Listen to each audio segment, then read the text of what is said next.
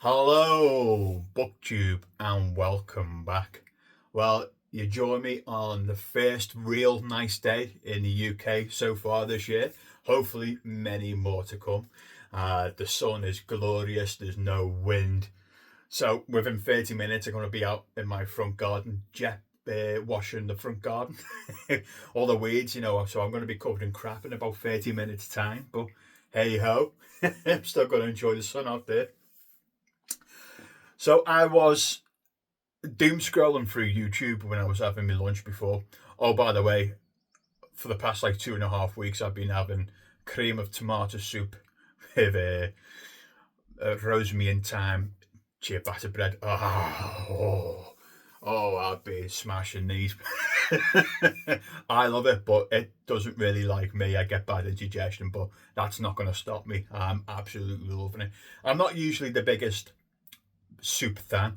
It's like the food equivalent of having water, isn't it? But yeah, it's no steak dinner, is it? But just this soup and this ciabatta bread. I'm all over it.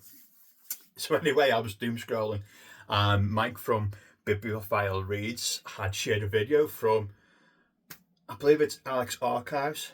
Let me check. I see my screen. It's Alex Archives, and he, if you don't know Alex Archives, go and watch his stuff and give him a sub as well. He has made a video regarding your book buying philosophy. It's not really a tag, it's more of a series of questions, which I guess is a tag. But yeah, it's my kind of like behind the curtain, what goes on here. It's the kind of stuff I like. So I thought to myself, because some of them are quite unique questions that I've never, pardon me, see what I tell you, it's cream of tomato soup. I've got like another 20 tins of it. I need help. So yeah, it's the kind of like behind the scenes kind of questions that I like about your book buying philosophy, and what you keep, what you not keep. And some of the questions, he's created himself, so quite unique. So I believe there's 10 in total. Because of the sun, I can't really see my laptop screen. Just let me brighten up. There we go. So as I said, there's 10 questions in total. So let's get to it. Question number 1. How many books do you own? Parentheses. Physical plus digital, or just physical, whatever makes the most sense to discuss. Okay, I'm going to obviously throw audiobooks in here, if you want to count audiobooks as books. I know some people are quite funny around there. But essentially, I've got 3 books on the go every day. I've got my audiobook, which I use when I'm running or out walking the dog. It's my thing. I do love it. I usually leave audiobooks for a reread. So a book I've already read. I was like, I fancy doing the Wheel of Time again, or whatever it is, and I'll listen to it. And then I've got my Planes, Trains, and Automobiles book. This is like a light bite kind of book, not heavy. This is not Moashi or Shogun. Just something light, something 200 pages where I can take on the road with me, because for work I could be on trains for a long time, planes, and in the backseat of a car. So yeah, my own kind of like journey book. Got to be small, and it's usually non-fiction. And then thirdly, I've got my main book, which it's my relaxing time. I'm on my sofa, in the bed, in the backyard. It can be anything. And so they're basically 3 books that I have on at the same time. So, and what was the question? I've just completely waffled on about. So that was a very politician's answer. I don't think I've even answered it. How many books do I own? So, as I was saying, audiobooks, physical books, and digital books. I do them all. Audiobooks, I should have counted before I came on here, but I don't like to practice these questions or rehearse what I'm going to say. I'd rather just say what's on top of my head, because you probably get more honesty out of me that way. So, audiobooks, I've got maybe 100-ish, maybe 200-ish. It could be 300. I haven't got a Scooby Doo. It's in the hundreds. I'll describe to you why once I've done the next part. Physical, all the physical books I've got are in this room now. I used to have about four times as much that I have now. So right now I've got about, just doing section to 10. I'd say about 300-ish books in this room right now. So then the books that I got rid of, the physical copies, I got either a digital copy of them or an audiobook version of them. And lastly, how many, pardon me, tomato soup. And finally, digital. I've got about 400 plus digital copies of books, maybe edging towards a 500 point now. I do read a lot of digital, which is my main focus of reading now. I just prefer digital reading. So I believe that answered the first question. Question number 2. What percentage of your books do you think you have actually read? 100%. Actually, no, that's bullshit. All but 1 or 2. So, if you've never seen anything, I don't know if you can hear that. There's like a rumble in the background. The garbage men have just come, or the trash guys. They're emptying the bins now. But what was the question? Oh yeah, so if you've not watched this channel before, I don't book haul at all. I'm very much, I finished this book, I'm going to get on to the next book. So everything here I've read, everything on my Kindle I've read, barring one book which I'm currently reading. So the percentage is 99.9% of all the books I own, I have read. Next one. What percentage do you realistically think you will read? 100%. I've never been, don't get me wrong, when I was younger, I did buy 6 or 7 books at once. But again, I read those 6 or 7 books at once before I bought more books. I was never like a prolific, I'm going to buy books just for the sake of having books. I'm more frugal than that. Next one. Question number 4. How do you decide whether to buy a book instead of borrowing it? I don't usually borrow books. Nothing against libraries. For those of you who use libraries, great. I think that's spot on. I think everybody should use libraries. Me personally, I don't use them. I know I should, but my reading is very much on the Kindle, and then once I've finished a book, I'll just pick something else what the Kindle suggests to me. That's how I usually pick my next book, rather than getting up and then walking down to the library and then getting more books out. I should really do it for new non-fiction that's being released or new fiction, because the price tag on the digital copy is ridiculous. So yeah, and so I should use the library a lot more. Everybody should use the library, but I don't. And in case of borrowing books, sorry. In the case of borrowing books, if it's something I don't usually read, I'll give you an example. The Thursday Murder Club, so it's a murder mystery, and it was just on, where did I pick it up? I think it was from my mum, it was just on a coffee table, and she went, "Oh, have you got a book right now?" And I said, "No," and she just pointed at it. "That's good." And so I just picked it up and read it, and because I enjoyed it, I then borrowed the rest of the books. I'm not the sort of person who goes, "Okay, yeah, because I borrowed a book, I need to buy this book and then buy those books myself." What's the point? Just borrow the rest of the books of someone who's already got it. But other than that, no, I don't really borrow. Next one. Sorry if there was a little bit of a cut there, so we just knocked on the door. So next one is question number 5. What do you do with the books after you've read them? Keep, unhaul, donate, or resell? Again, now I am purely, I wouldn't say purely, 9 out of 10, I'm reading on my e-reader. So I don't really unhaul books. You can't really do that on a Kindle. I mean, they catch people out now. You just keep on returning books, don't you, or something? I have no idea. But when I used to read physical books, I gave away some of the books to my friends who wanted it, but the rest of it I gave away to a charity shop.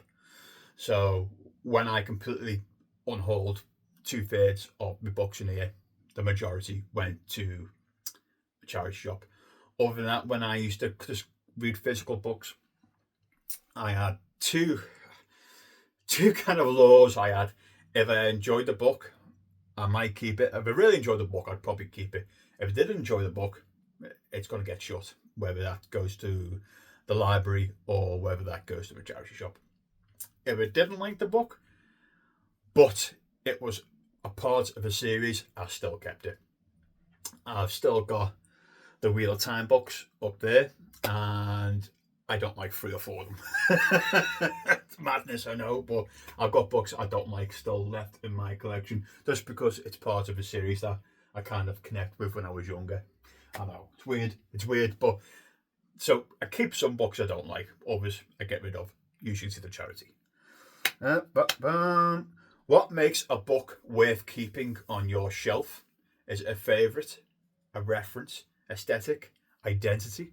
So, a lot of it is to do with, again, how much I enjoy the book purely. I was about to say purely, but that's also bullshit. Because a lot of books here that I've kept just for aesthetic reasons.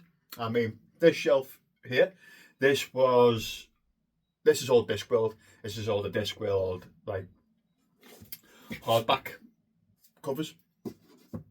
But I already had them in the paperback editions, but I got rid of them and got the hardbacks instead. So definitely there's an aesthetic part of it, but also enjoyment. When I was unhauling books, it was purely to get rid of the tross that I'd probably never read. The book was okay, but I've also got a lot of the Penguin Clothbound classics on the top shelf that you can't see here.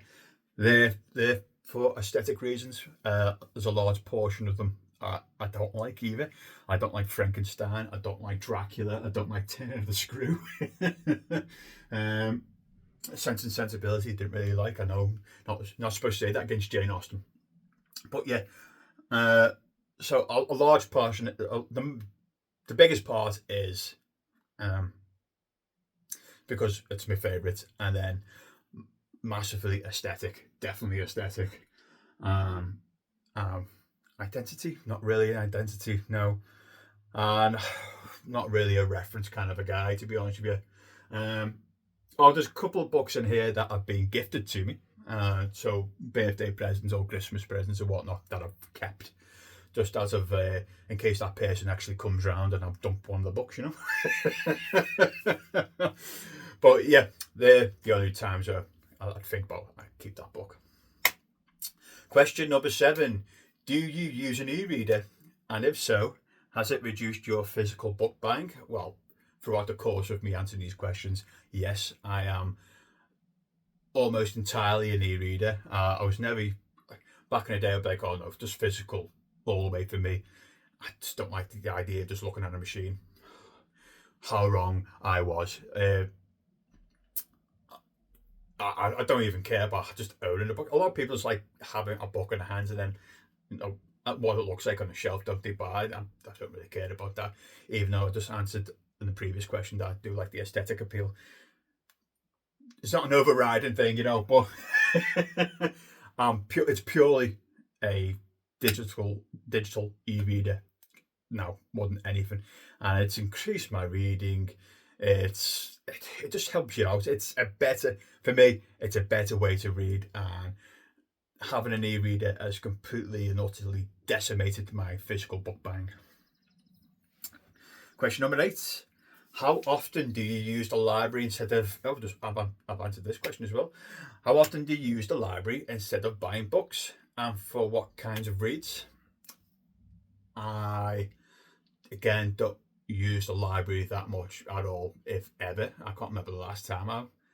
The only time I've used the library is when somebody's got a library book for me, so I didn't have to buy it. My brother's a member of the Liverpool Library, and if there's non-fictions out there that I can't get on the Kindle or just too expensive, it'll go and get the books for me. So it's purely price related. Again, non-fiction mostly. I'm trying to think of the last time I actually picked up a fiction book from a library. It must be all the way when I was a kid or a teenager last time I actually picked up a physical fiction book. But yeah, it'll be any sort of non-fiction, history, biography, autobiography, memoir, I don't care. Just non-fiction. Next one. What's your biggest regret purchase or category of overbuying? Ooh. In parentheses, unread classics. Read all my classics. Booktube hype. Never been into the Booktube hype train thing. Because I found a lot of the hype train of, like, from the bigger booktubers who scream and rave about the next YA fantasy. Other than that, no, I'm not really a Booktube hype kind of a person. Impulse buys, I'm trying to remember the last time. Impulse buys to me is when you're in a bookstore. And again, I don't buy physical books anymore, really. So mine's purely just trying to think the top of my head. Oh, hang on, what was the original biggest regret purpose? I was about to say I haven't got any, but bullshit, I have. Again, on the top shelf up here, the books you can't see, I had more. I've got a ton of manga. Seven Deadly Sins is still up there. Full Metal Alchemist, which is the best one. But I did also have Death Note and JoJo Bizarre Adventure. I gave up. I got rid of Death Note because it eventually just went on for far too long, far too complicated, convoluted rubbish. Got rid of it. JoJo Bizarre Adventure went on for far too long, far too many books, and I guess that's the issue I'm getting to. If the regret purchase. Manga just goes on and on and on and on and on and on. It doesn't know when to stop. So your whole library will just be manga novels. I mean, the Seven Deadly Sins one up there, that's 41 novels up there. Seven Deadly Sins is 27, which is short for an anime. But for JoJo's Bizarre Adventure, I think I was on 70 or 80, and it wasn't nearly the end. So I eventually just went, what are you doing? What are you doing, Alex? Just kick this horrible habit. Because my bookshelves go. But yeah, that's probably my biggest, regret purchase. Getting into buying just tons of anime because they never stop getting published. Again, you can use your Kindle for that. Question number 10. If you had to cap your library at a fixed number, say 100 books, how would you decide what stays? Oh, that's a tough one then, isn't it? It's probably going to be purely aesthetic, I think, but a bit of an enjoyment. Discworld here, all those books will stay, and that's 40 books. Looking around, the cloth-bound classics, I'll keep all them, and that's about... I said it's 25 books, so that's 65 books. Again, with the cloth band classics, a lot of them are just aesthetic because they look nice. Because a few of them I don't like. I got me good chunk of good Lord of the Rings books up there. I got really nice editions of The Hobbit, The Silmarillion, The Lord of the Rings, and The History of Middle Earth. So I'll be keeping all them. And again, that's another... say it's 50, 70, 80. So just for them, just for purely aesthetic reasons, I've got to 80 books. So I've got 20% of the volume left. I'll probably just do an dip with the non-fiction books then, because I'm looking at the rest of them. A lot of these they're books I just enjoy, but they can go. So we'll be picking just 20 random non-fiction, because I don't. Oh no, I'd have to keep me Vietnam War books, and my Korean War books, and my World War Two. So it'll be Discworld, the classics, the Lord of the Rings, and military history. And that is it. I wanted to actually do this in 5 to 10 minutes. Obviously, I've absolutely destroyed that. But I hope you enjoyed that. And this has been a book buying philosophy, is it? Let me see. A book buying Q&A. And it's by Alex Archives. Go and check him out. Go and sub. He seems like a decent fella. So, yeah. And that's it from me. And I will speak to you soon. Bye, Booktube.